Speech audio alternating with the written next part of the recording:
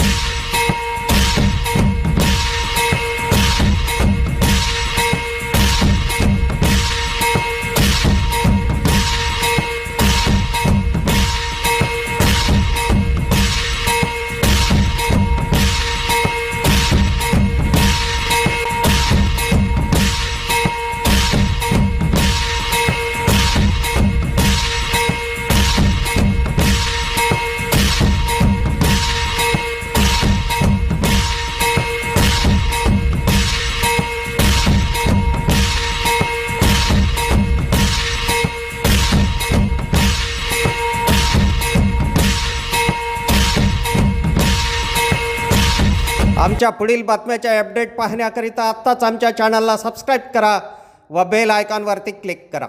धन्यवाद.